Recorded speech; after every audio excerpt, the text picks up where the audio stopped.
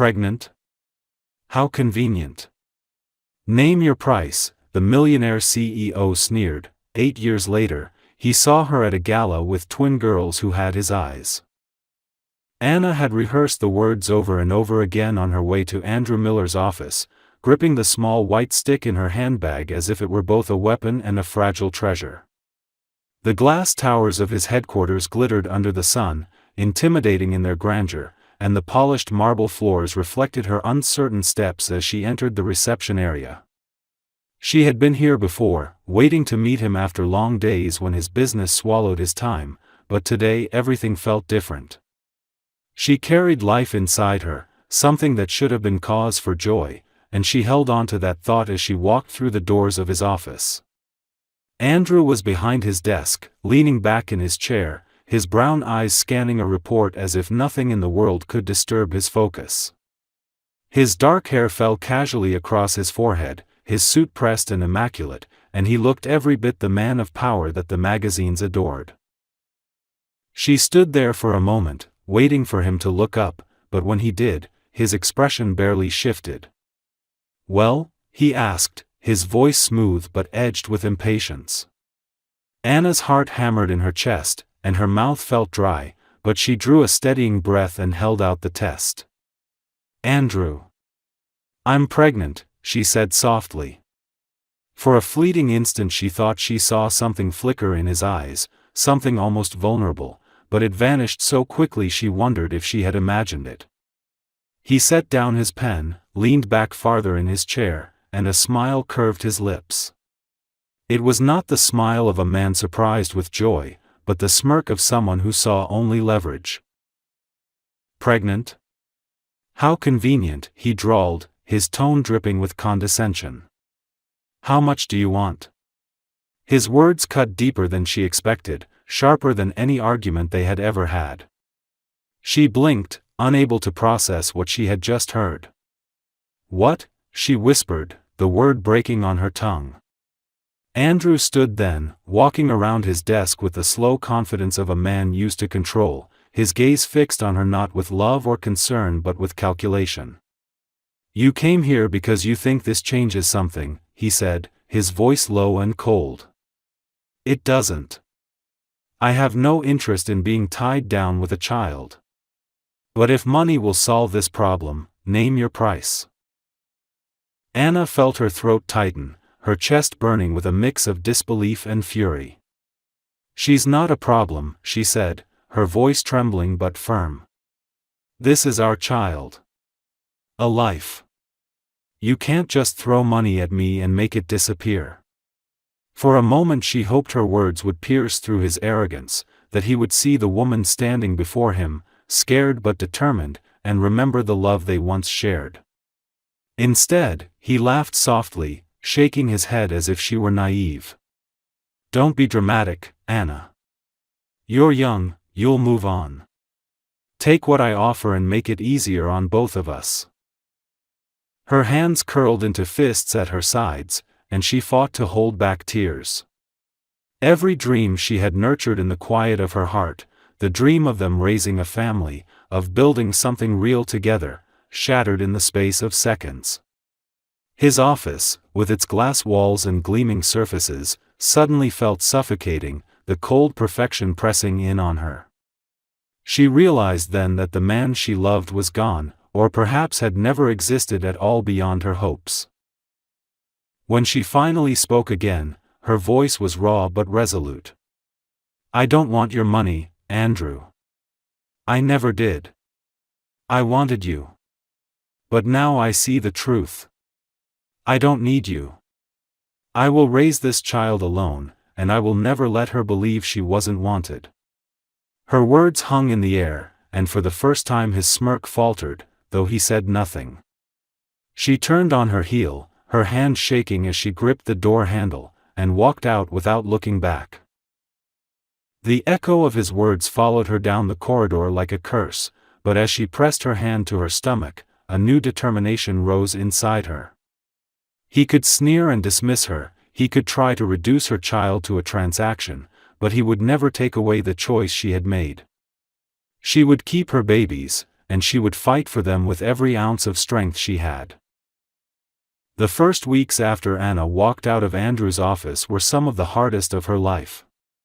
She returned to her modest apartment, a place that already felt too small for one person, and tried to comprehend how she was going to care for a child on her own.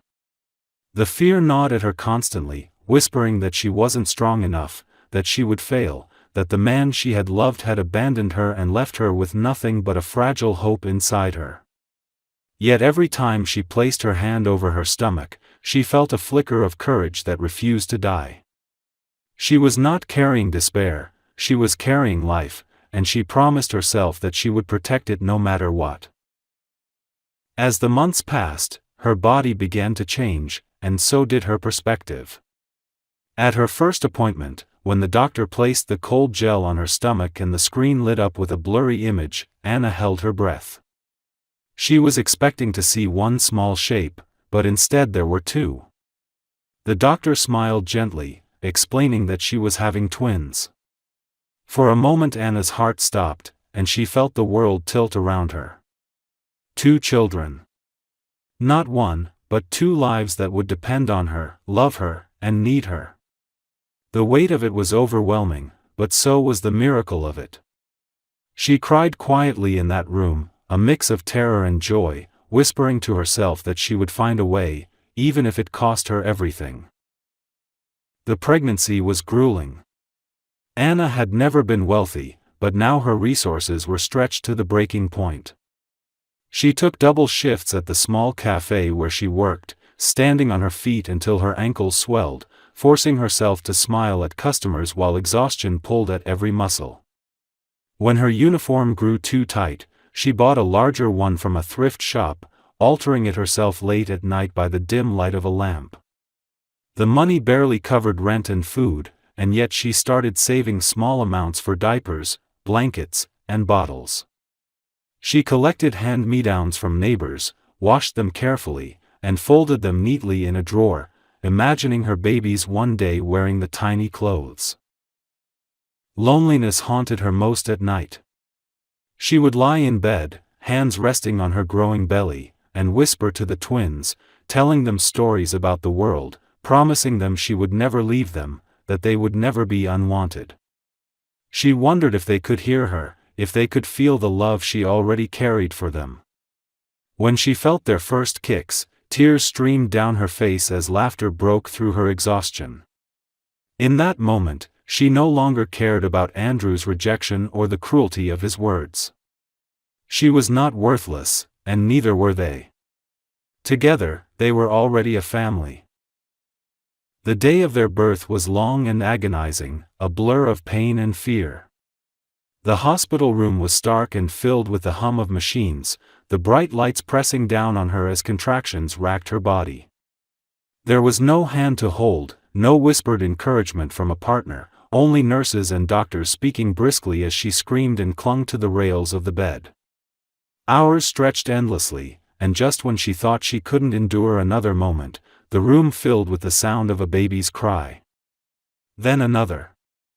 2 voices, 2 lives, piercing the sterile air and filling it with something sacred. When the nurses placed the swaddled infants in her arms, Anna broke down completely.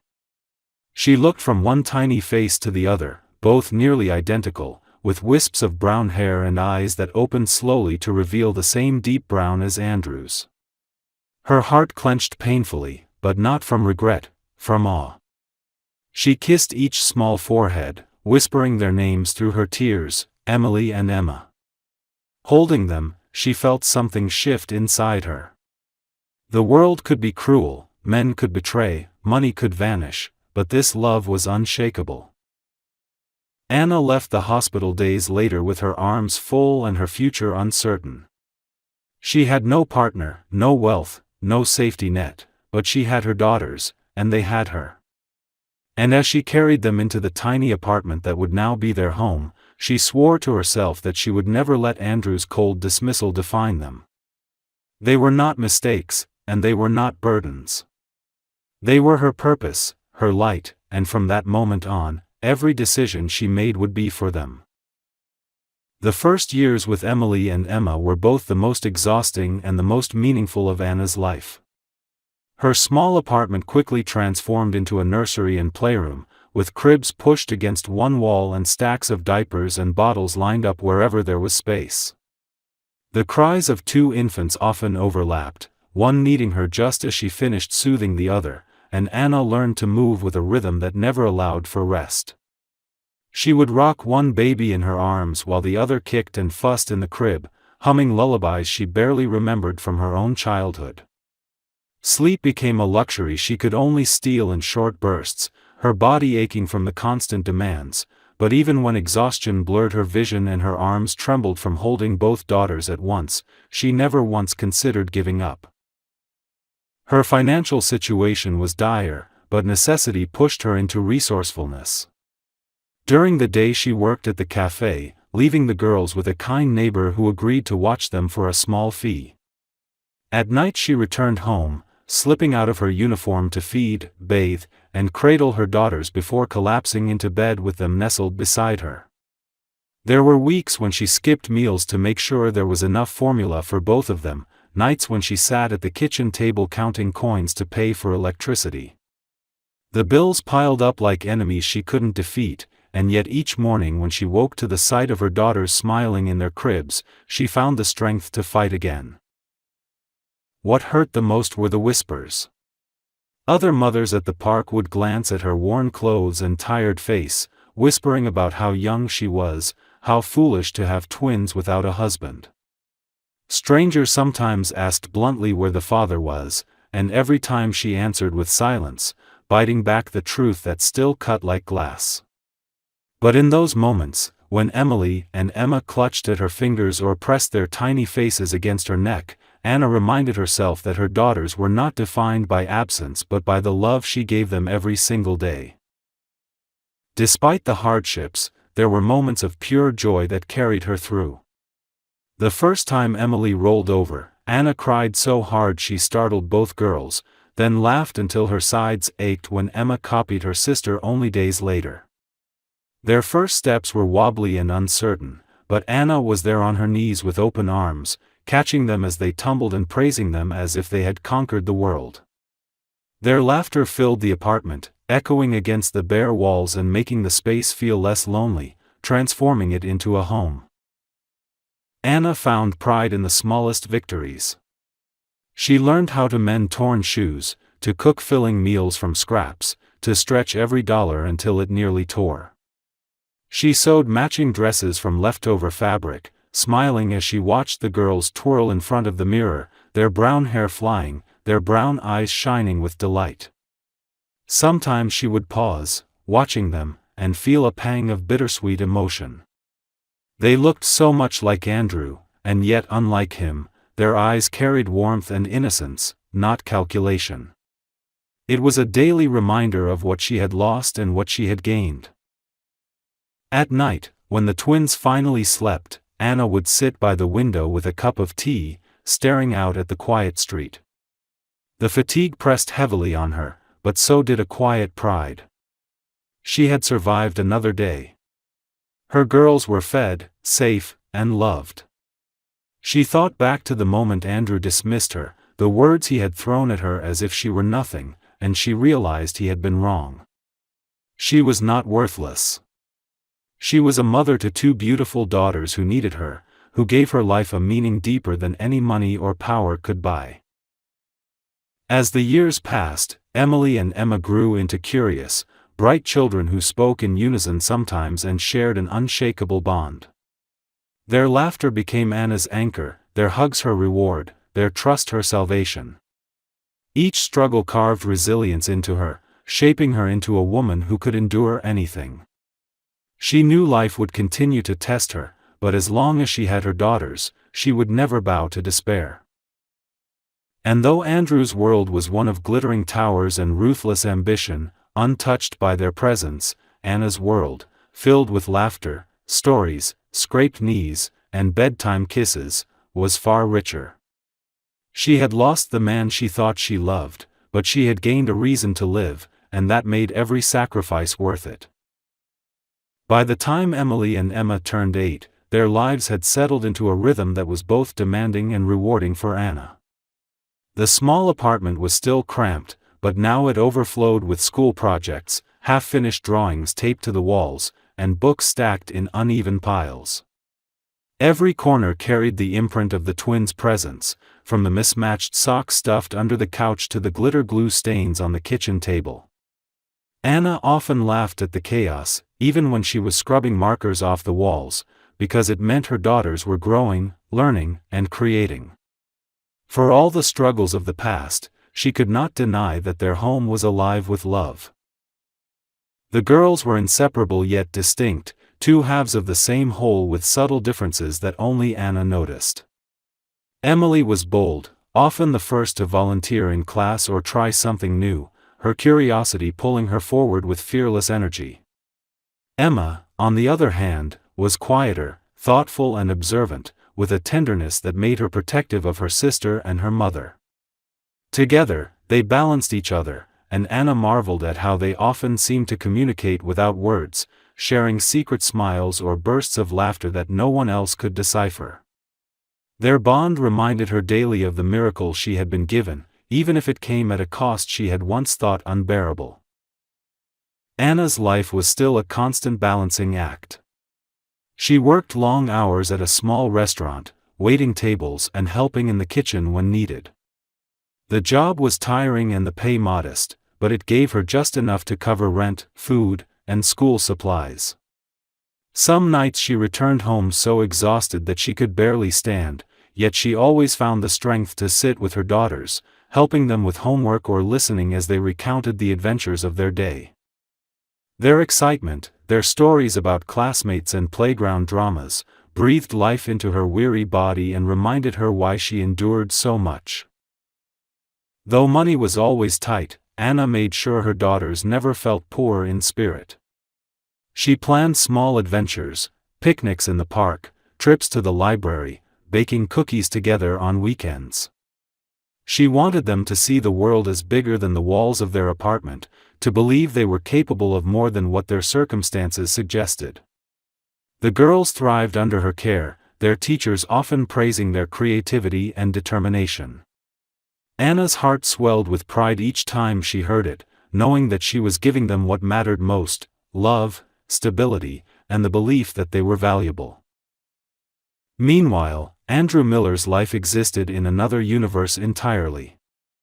His company had doubled its size, branching into new industries, and his face often appeared in glossy magazines accompanied by headlines about his brilliance and ruthlessness.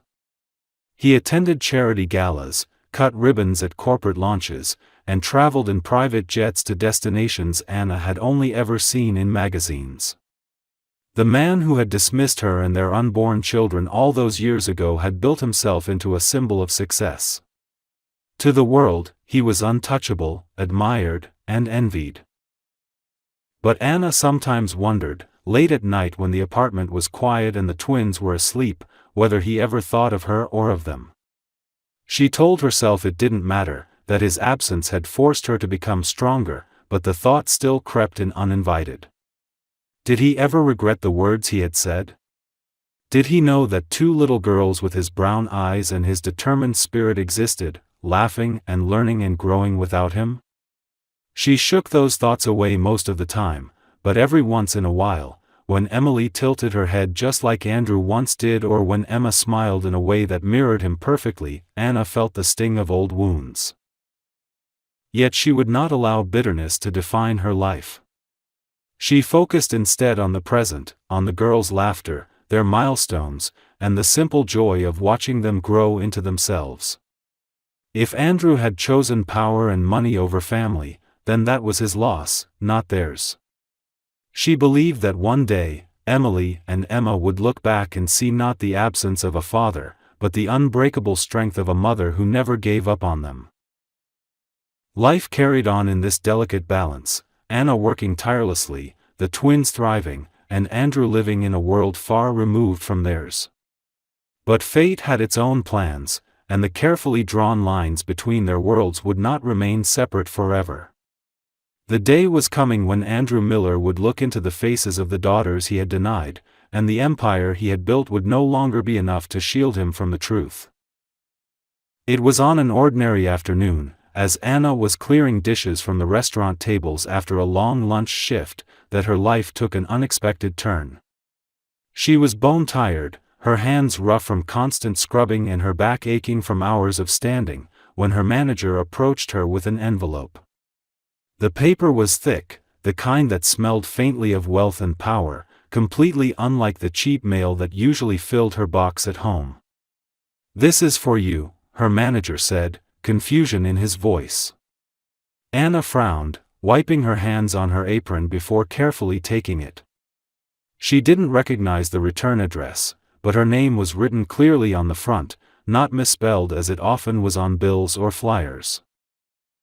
That evening, after Emily and Emma had finished their homework and were sitting at the table sketching with crayons, Anna finally opened the envelope.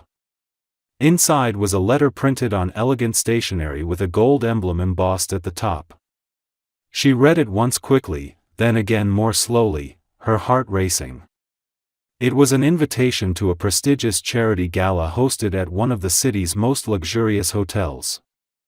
At first she thought there must have been a mistake, but as her eyes moved down the page, she saw the explanation. A school art competition had been held in collaboration with the foundation, and both Emily and Emma's drawings had been chosen to be displayed at the event as examples of outstanding creativity from young students. The letter explained that the children, along with their parent, were invited to attend the gala so the girls could be recognized for their achievements. Anna felt the world tilt slightly as she lowered the letter. The girls noticed her expression immediately, their identical brown eyes widening with curiosity. "What is it, Mom?" Emily asked, leaning across the table.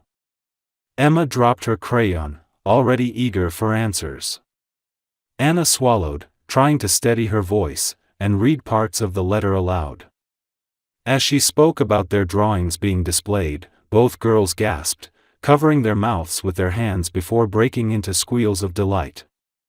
"We get to go to a fancy party?" Emma exclaimed, bouncing in her seat. Emily clapped her hands together, already asking what they would wear and if there would be music. Their excitement was infectious, and for a moment Anna smiled, her heart swelling with pride at their joy. But when she looked back at the letter, unease crept in. She knew the kind of people who attended events like this: wealthy businessmen, socialites, politicians, and the press. It was the very world Andrew belonged to, the world that had once chewed her up and spat her out when he dismissed her with cold laughter. A wave of anxiety coursed through her as she thought about stepping into that glittering environment with her daughters by her side. She pictured Andrew's face in her mind, the sharp line of his jaw, the piercing brown eyes that could command a room. What if he was there? What if fate decided to throw her past directly in front of her? Anna spent the next few days torn between pride and dread. On one hand, she wanted the girls to experience this honor. They had worked hard, pouring their imagination into their art, and they deserved to see it celebrated. On the other hand, she feared exposing them to the cruelty of the man who had once broken her spirit. But as she watched Emily and Emma chatter endlessly about the gala, about how they would stand beside their drawings, how they would eat fancy food, how they would show everyone what they had made, Anna knew she couldn't take the opportunity away from them just because of her own fear. They had earned this moment, and she would not let her past steal it. The week leading up to the gala was filled with preparations. Anna borrowed a simple but elegant dress from a friend, altering it late at night so it would fit her properly. For the girls, she managed to buy 2 identical second-hand dresses in soft lavender, washing and pressing them until they looked brand new. When Emily and Emma tried them on and twirled in front of the mirror, their faces glowed with excitement, and Anna's heart clenched with love. She didn't care that the dresses weren't designer or that her own gown wasn't new. What mattered was that her daughters would walk into that ballroom feeling special. The night of the event arrived, and as they stood outside the Grand Hotel, Anna felt her breath catch. The building glittered with lights, limousines lined the curb, and men in tuxedos escorted women in sparkling gowns through the revolving doors. Emily and Emma clung to her hands, their eyes wide with wonder, whispering about the chandeliers visible through the glass. Anna forced herself to straighten her shoulders, to walk forward with confidence, even as her stomach churned with nerves. She reminded herself that she was here for her daughters, that she would endure anything for their sake. What she didn't know as she stepped into the dazzling lobby was that Andrew Miller was already inside, his name emblazoned on the guest list, his empire intertwined with the very foundation hosting the evening. The collision of their worlds, 8 years in the making, was no longer avoidable. Anna's path and Andrew's were about to cross once more, and nothing, neither the walls he had built nor the strength she had forged, would remain unchanged after that night. The ballroom shimmered with golden light, chandeliers hanging like frozen constellations above the crowd of guests dressed in silk, velvet, and black-tie perfection. Waiters moved silently between tables with trays of champagne flutes, and the low hum of laughter and polite conversation filled the air. Anna stepped inside holding tightly to the hands of Emily and Emma, her breath catching in her throat as she tried to steady herself against the sheer extravagance of it all. The marble floor gleamed beneath her shoes, and the air smelled faintly of roses and expensive perfume. She had been in this hotel before as an employee, carrying trays and washing dishes, but never like this. Tonight, she was not here to serve but to stand beside her daughters while their artwork was displayed for some of the most influential people in the city to see. Emily and Emma gasped in unison as they spotted the easels arranged along one side of the room, their bright drawings framed and standing proudly among pieces created by other children. They tugged on Anna's hands, pulling her closer, their eyes wide with wonder. Guests were already gathered around the exhibits, nodding appreciatively, some even smiling as they paused to look at the twins' colorful scenes of nature and family. Anna felt a swell of pride so strong it nearly choked her, but beneath it ran a current of unease she could not shake. She knew she was walking into the heart of the world Andrew ruled, and every glittering surface, every polished smile reminded her of him. On the other side of the ballroom, Andrew Miller stood in a small group of businessmen and investors, his posture as commanding as ever, his tailored suit cutting a perfect line. He listened with half an ear to the discussion about potential ventures, his mind wandering as it often did these days despite his efforts to control it. The laughter around him felt shallow, the deals predictable, the praise empty. He reached for a glass of champagne, his brown eyes scanning the room out of habit more than interest, and then he froze. Across the sea of glittering gowns and tuxedos, he saw a woman standing near the children's exhibit. Her blonde hair glowed under the chandelier, her blue eyes sharp and striking even from a distance. For a moment he thought his mind was playing tricks on him, dragging up ghosts from the past, but then he noticed the 2 girls beside her. They were about 8 years old, their brown hair shining, their movements mirrored as they pointed at their drawings and whispered excitedly to each other. When one of them turned her head, Andrew's chest tightened violently. Her eyes were the same deep brown as his, framed by the same lashes, carrying a spark he recognized as his own. And then the second turned too, and the resemblance doubled, undeniable and crushing. He could not move. For years he had buried the memory of Anna, dismissing her as a mistake, a distraction he had eliminated for the sake of his empire. He had told himself he had been right, that cutting ties had protected him from weakness. But now, staring at the twins who so clearly bore his features, he felt the walls he had built around himself crack wide open. His throat went dry, and the conversation around him faded into nothing. He excused himself abruptly, ignoring the curious glances of his colleagues, and began to cross the ballroom. Anna felt it before she saw him, a ripple in the air, a tightening in her chest. She lifted her head and locked eyes with Andrew as he approached, tall and composed, yet visibly shaken in a way she had never seen before. Time seemed to fold in on itself, pulling her back to that office years ago, to the smirk on his face and the words that had shattered her, pregnant? How convenient. How much do you want?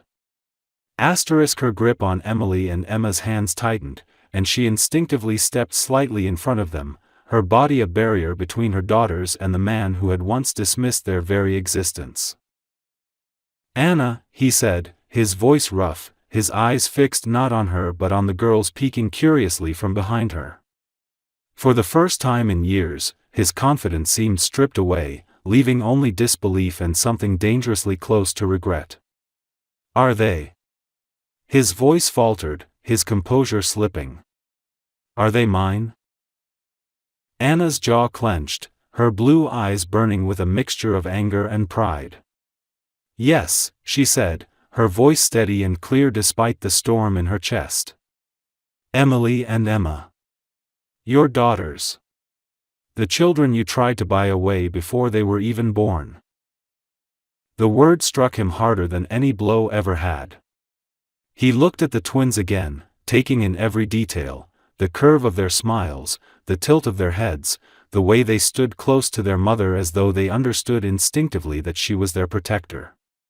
His mind replayed that night in his office, his arrogance, his cruelty, and for the first time in his life, Andrew Miller, the man who commanded boardrooms and conquered markets, felt utterly powerless.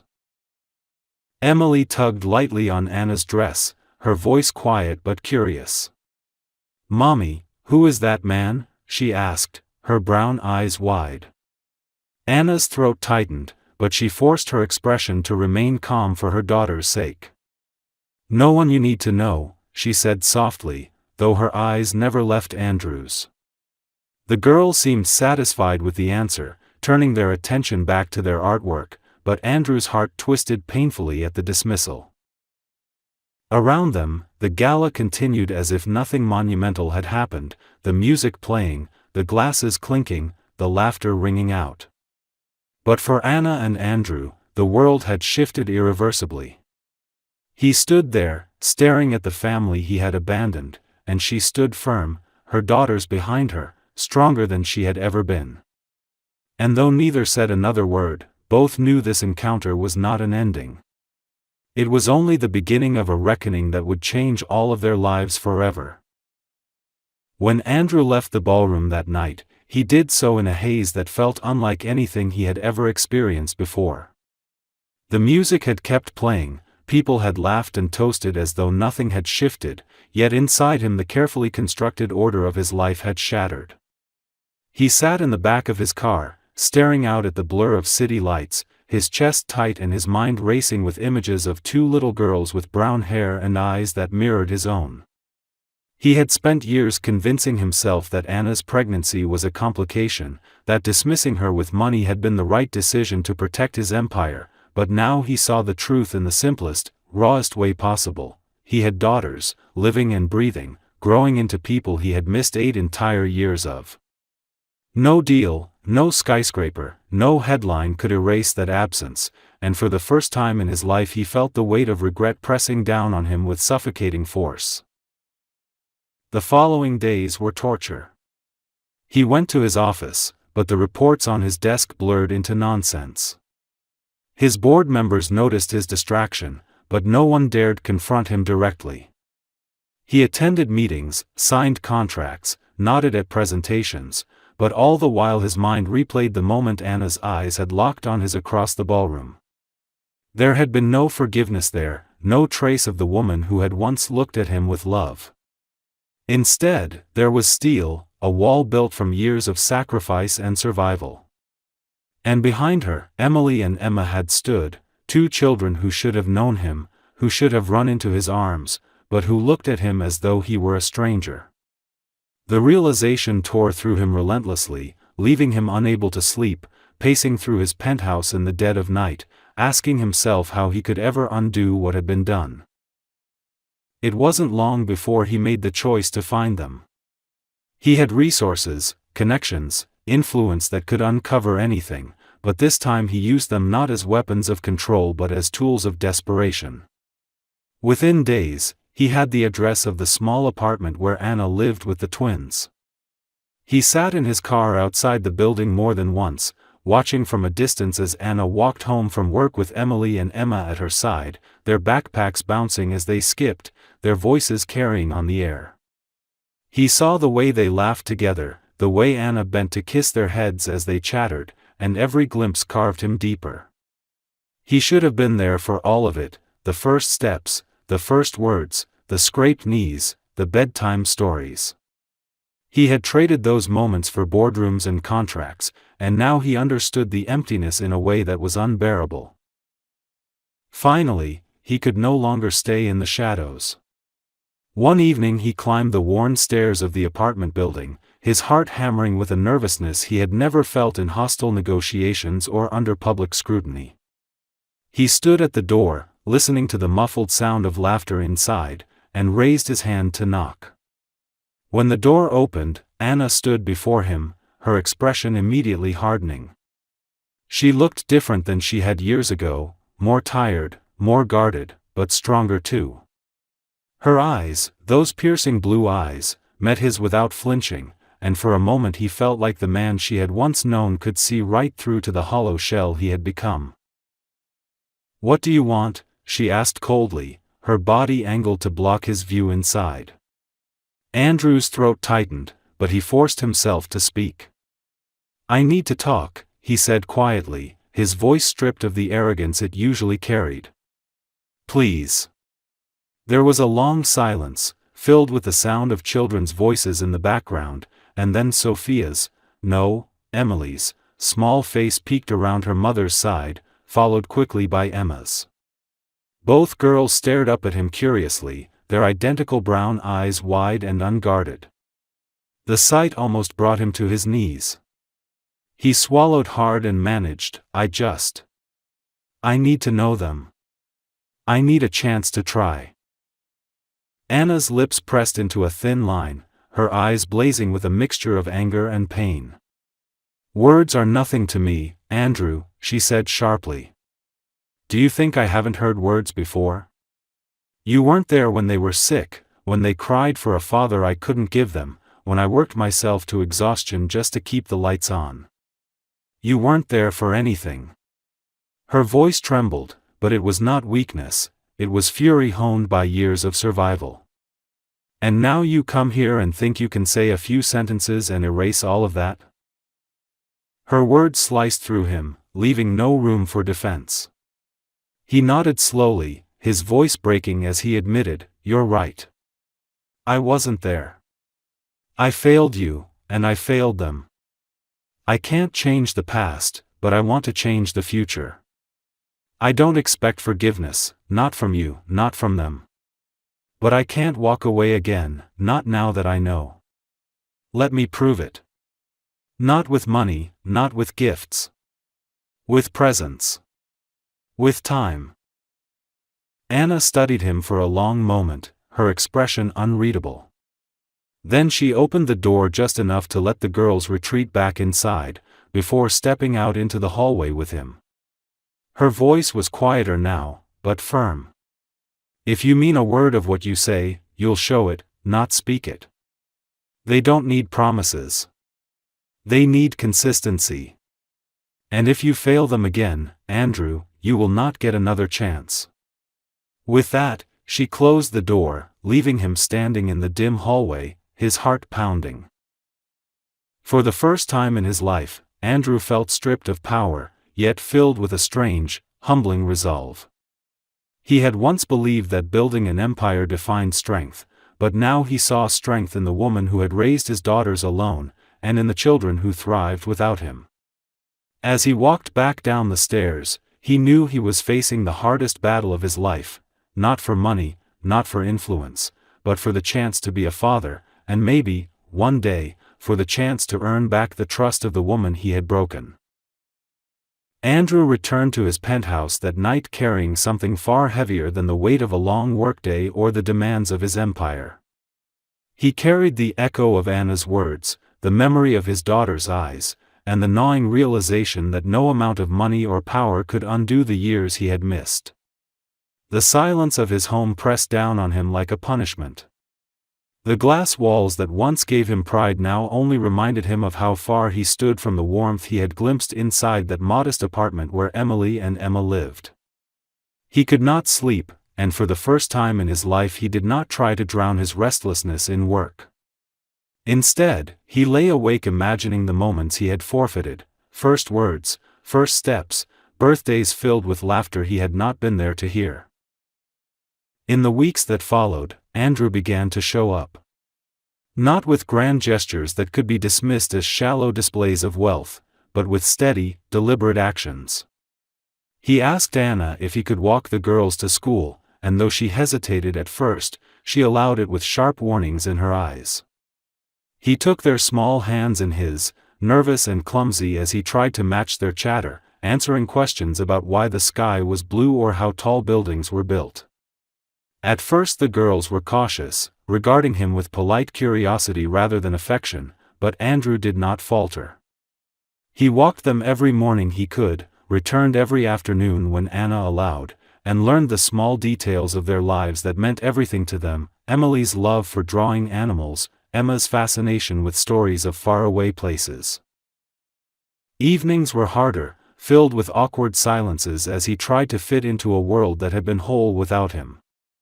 He sat at Anna's kitchen table helping with homework, fumbling over spelling words while Emily giggled at his mistakes, and patiently listening as Emma explained a math problem with surprising confidence.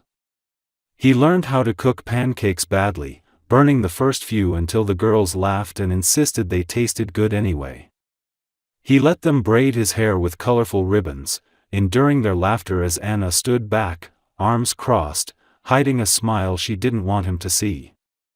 These small, imperfect moments chipped away at the walls between them, and for Andrew, each laugh, each shared glance, each hug from the twins felt like redemption. Anna watched carefully, her heart torn between the memory of his cruelty and the evidence of his change. She could not erase the nights she had cried alone, the days she had fought exhaustion while raising 2 children without help.